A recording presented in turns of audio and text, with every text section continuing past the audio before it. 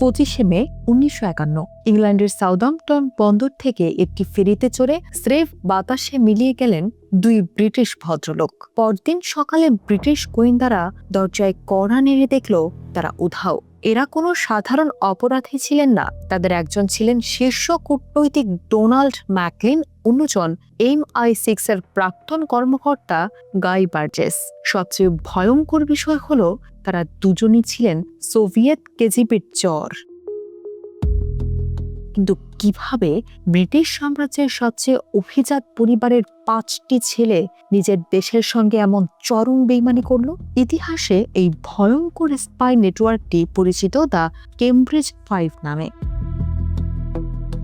1930-এর দশকে যখন পুরো বিশ্বজুড়ে ফ্যাসিবাদের ভয়াল উত্থান ঘটছে, তখন কেমব্রিজ বিশ্ববিদ্যালয়ের ট্রিনিটি কলেজের একদল অতি মেধাবী ও অভিজাত ঘরের ছাত্র এক চরম মানসিক দ্বিধায় ভোগে। তারা দেখতে পাচ্ছিল যে পুঁজিবাদ বা ব্রিটিশ সরকার হিটলার এবং মুসোলিনির মতো শক্তিতে থামাতে পারছে না। ফলে তারা অন্ধভাবে বিশ্বাস করতে শুরু করে যে হিটলারকে থামানোর একমাত্র শক্ত খুঁটি হল কার্ল মার্কসের কমিউনিজম এবং সোভিয়েত ইউনিয়ন। এই চরম রাজনৈতিক ও আদর্শিক দুর্বলতাকেই চতুরতার সঙ্গে কাজে লাগায় সোভিয়েত গোয়েন্দা সংস্থা এনকেভিডি। এনকেভিডির দুর্ধর্ষ এজেন্ট আর্নল্ড ডয়েশ ছদ্মবেশে লন্ডনে এসে এই কেমব্রিজের তরুণদের জন্য এক নিখুঁত মনস্তাত্ত্বিক ফাঁদ পাতেন। তিনি তাদের বোঝান, রাস্তায় দাঁড়িয়ে স্লোগান দিলে বা মিছিল করলে ফ্যাসিবাদের পতন ঘটানো যাবে না। সত্যিকারের পরিবর্তন আনতে হলে তাদের স্যুট টাই পরতে হবে, ভালো চাকরি নিয়ে ব্রিটিশ সরকারের মূল স্রোতে ঢুকতে হবে এবং ভেতর থেকে পুরো সিস্টেমকে আঘাত করতে হবে। আদর্শের নেশায় অন্ধ হয়ে যাওয়া সেই তরুণরা পা দেয় ডয়েশের পাতানো ফাঁদে। জন্ম নেয় ইতিহাসের সবচেয়ে কুখ্যাত 5 জন মাস্টার মাইন্ড স্পাই। প্রথম জন কিম ফিলবি, যিনি পরিচিত দ্য মাস্টার মাইন্ড নামে।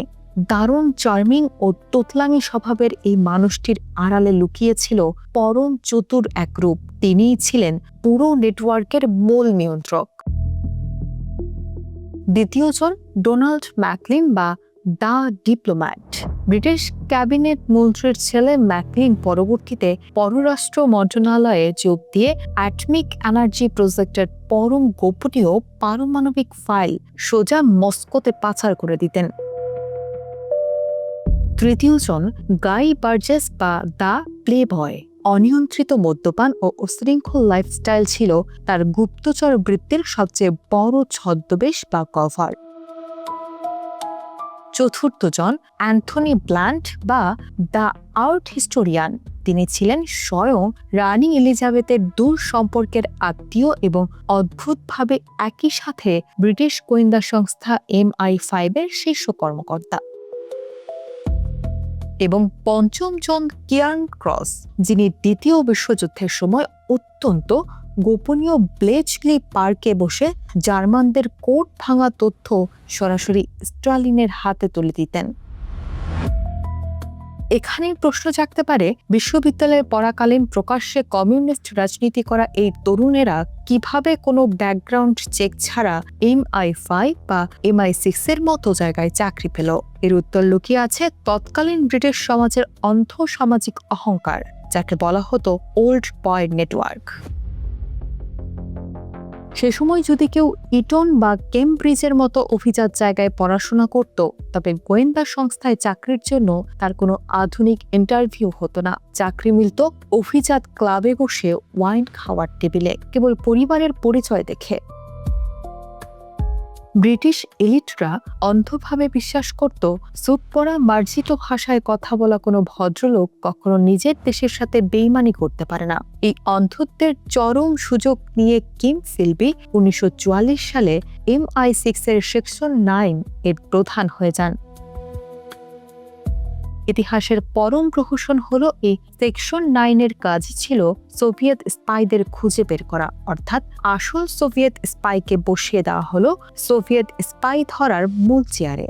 দ্বিতীয় বিশ্বযুদ্ধ এবং পরবর্তীতে স্নায়ুযুদ্ধের সময় এই 5 জন যে ক্ষতি করছিল তার ধারণার অতীত।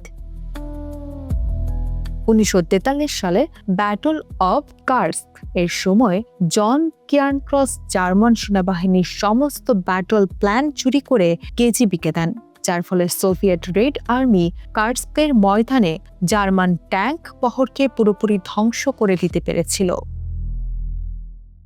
অন্যদিকে স্নায়ুযুদ্ধের সময় সিআইএ এবং MI6 মিলে আলবেনিয়ার কমিউনিস্ট সরকার উৎখাত করার জন্য অপারেশন ভ্যালুয়েবল শুরু করে, কিন্তু এই পুরো অপারেশনের যৌথ কমান্ডার ছিলেন কিম ফিলবি। ফিলবি আগে থেকেই বিদ্রোহী কমান্ডোদের সমস্ত তালিকা ও অবতরণের জায়গা আলবেনিয়ার কমিউনিস্টদের কাছে পৌঁছে দেন, ফলে সিআইএর শত শত সেনা রাতে প্যারাশুট দিয়ে নামা মাত্রই আগে থেকে উৎপেতে থাকা কমিউনিস্ট বাহিনীর ব্রাশ ফায়ারে নির্মমভাবে প্রাণ হারান। তবে কোনো অপরাধী চিরকাল চাপা থাকে না। মার্কিন যুক্তরাষ্ট্রের ভেনোনা প্রজেক্টের মাধ্যমে ভেনোনার ট্রান্সক্রিপ্ট ডিকোড করে প্রথম প্রমাণ পাওয়া যায় যে ব্রিটিশ দূতাবাসে একজন স্পাই লুকিয়ে আছে। ধরা পড়ার গন্ধ পেয়ে ওয়াশিংটন থেকে 1951 সালের ফিলবির বুদ্ধিতে বার্জেস ও ম্যাকলিন ফ্রান্সে পালিয়ে যান এবং সেখান থেকে মস্কো চলে যান। তাদের পালানোর পর ফিলবির উপর চরম সন্দেহ তৈরি হলেও পাথরের মতো শক্ত স্নায়ুর ফিলবি দীর্ঘদিন নিজেকে নির্দোষ দাবি করেন, কিন্তু শেষ রক্ষা হয়নি। 1963 সালে কেজিবির একজন অফিসার পক্ষ ত্যাগ করে সত্য ফাঁস করে দিলে ফিলবিও বৈরুত থেকে সোভিয়েত জাহাজে করে চিরতরে পালিয়ে যান। পরে মার্গারেট থ্যাচারের আমলে অ্যান্থনি ব্ল্যান্ট এবং জন কিয়ার্নক্রসের নামও আনুষ্ঠানিকভাবে ফাঁস করে দেওয়া হয়। এই 5 জন স্পাই ব্ল্যাকমেইল বা টাকার জন্য নয়, স্রেফ এক কাল্পনিক আদর্শের মোহে পড়ে নিজের মাতৃভূমির পিঠে ছুরি মেরেছিল। কিন্তু তারা যখন মস্কোতে পালিয়ে গেলেন তখন দেখলেন স্টালিনের আসল নির্মম ও স্বৈরাচারী রূপ। জীবনের শেষ দিনগুলোতে এই অভিজাত স্পাইদের কাটাতে হয়েছিল চরম হতাশা, একাকিত্ব আর অনুশোচনার মধ্য দিয়েই।